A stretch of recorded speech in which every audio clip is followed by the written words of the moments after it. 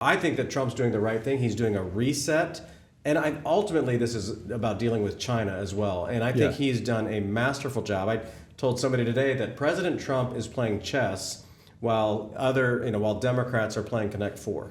And because he's already thought down the road of why he needs to put these tariffs in place to bring people to the table to negotiate better trade deals for the American producer. Well, you touched on a lot, so you talk about your district, a lot of manufacturing jobs, same with my district, 1997 to 2024. The U.S. lost around 5 million manufacturing jobs. Then in 2023, our manufacturing output used to be 28.4 in 01, now it's down to 17.4. So we're seeing a lot of this outsourcing of jobs in manufacturing. And when you look at COVID, so kind of shifting to China, we saw during COVID that how China restricted the supply chain, what it did to the cost of goods and availability of goods into this country.